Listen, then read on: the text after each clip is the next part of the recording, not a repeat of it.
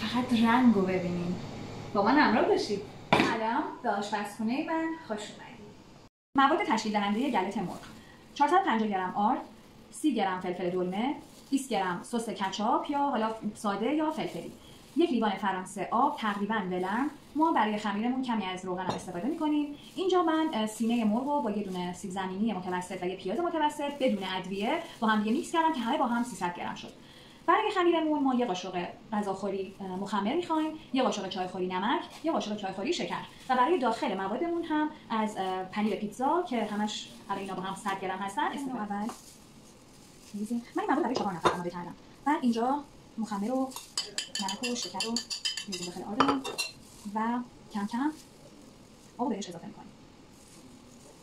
فقط یادتون باشه موقع هم زدن آرد وقتی داریم آب بهش اضافه می‌کنیم باید حالت چنگ زدن طور باشه.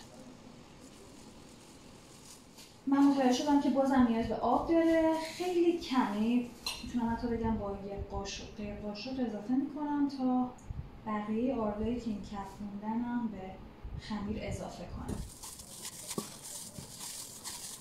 الان همونطور که مشاهده میکنید خمیر ما تقریبا برای دور اولی که وارد شدیم آماده است. فقط من قبل از اینکه بذارم خمیر استراحت کنه یه کوچولو بهش روغن میزنم در حد یه قاشق غذاخوری. کم شد. این باعث میشه که خمیرمون کم نرم‌تر بشه. الان همونطور که می‌بینید خمیرمون به یه حالتی شده که تقریبا داره مخمرش عمل میکنه. پس دیگه نوبت اینه که درشو بذاریم استفاده. مواد تشکیل دهنده داخل گلتمون این همون مرغیه که بهتون گفتم که سینه مرغ و پیاز و سیب زمینی. چون من داخل این پیاز زدم دیگه پیازداغ نمی‌کنم، به جاش از یه قاشق پودر پیاز استفاده می‌کنم. اینجا این سس که برای زمانی که می‌خوایم خمیر و مواد با هم یکی کنیم و داخل فر بذاریم، ولی برای داخل گلتمون از فلفل دلمه استفاده می‌کنیم، پنیر پیتزا و ادویه‌جاتی که می‌خوام استفاده کنم فلفل سیاه، آویشن، کمی از زردچوبه استفاده می‌کنم، پودر سیر و پاپریکا، اینم که یه قاشق پودر گوجه هستش.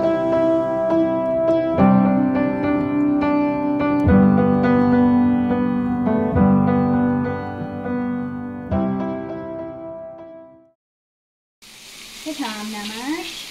این گوشت مرغمون از این حالت گوله گوله بودن در بیاد ما بهش آب اضافه می‌کنیم. حالا من یه ذره اضافه کردم. من یه قاشق تقریبا یه قاشق غذاخوری رو اضافه می‌کنم. خب ما آب اضافه کردیم و اون مرغمون که حالت گوله‌ای داشت رو درستش کردیم و دیگه گذاشتم آب حسابی خشک بشه چون بعد داخل خمیر بره. این بعدا می‌خوایم خمیرمون رو ورز بدیم ببینیم در چه حالتیه. خمیرمون استراحت کرده 20 دقیقه. الان باید یه ورز کوچیکی بدیم خمیر رو تا آماده بشه برای پهن شدن. می‌خوایم بردنه کنیم تا کف قالبمون بذاریم خمیر رو. الان شما بافت خمیر رو ببینید وقتی انگشتتون رو می‌کنید دوباره برمیگرده بالا. این یعنی الان خمیر آماده است. ما صفحه کارمون رو آرد پاشی می‌کنیم. آرد پاشی کردیم، خمیر رو در میاریم، یه کوچولو ورزش میدیم خمیر رو.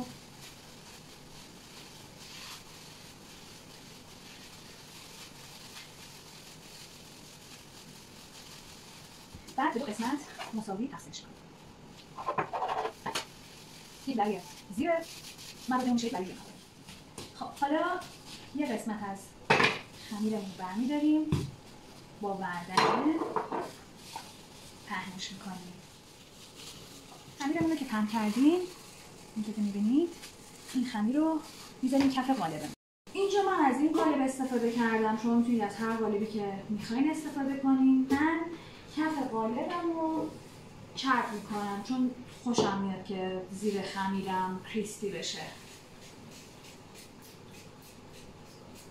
شما می‌تونید این کار نکنید، فقط آرد بپوشید. خمیرم رو کف قالب می‌ذارم.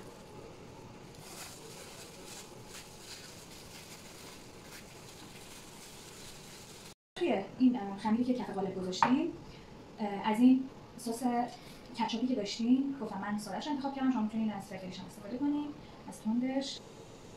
من یه مقدار از اینو وسط خمیرم میذارم. وسط خمیرم میذارم. این خیلی مهمه که وسطش پنیر پیتزا داشته باشه که بعد دور این ما موادی که پختیم رو میذاریم. مواد داخل گلتمون رو دور این پنیر پیتزا میریزیم. من به خاطر این دوره این خمیر مواد رو نمیذارم، چون باید اون خمیر بعدی بیاد روی این مواد و از این گوشه ها به هم دیگه بچسبن خمیر. ادامه این پنیر رو کم کم روی این مواد میذارم، چون میگم زیاد نیازی نیست که پنیر پیتزا داشته باشه، در همین حد برای گلت مرغ کافیه. خب حالا روی سطح کارمون دوباره آرک میپاشیم و این قسمت دوم خمیرمون رو پهن میکنیم. خب این خمیر آروم میذاریمش روی مواد. حالا گوشه های خمیر رو میچسبونیم به خمیر زیری. اون فاصله‌ای که داده بودیم الان برای همین داستانه. حالا روی خمیر رو یه سوراخ‌های کوچولوی که مثلا هوا بره داخلش. گوشه‌های خمیرم برای اینکه میگم میخوام اینجا برشته‌تر بشه، یه کوچولو روغن اضافه کردم. حالا برای روی گلتمون من از زرده تخم مرغ استفاده میکنم و این باعث میشه که رنگ روی گلت خیلی خوشگل میشه. خب الان من زرده تخم مرغ رو روی خمیرمون براش کردم. الانم یه مقدار این کنجده رو روش میریزم. من فرمو از قبل گرم کردم و الان دیگه این آماده است که بره داخل فر.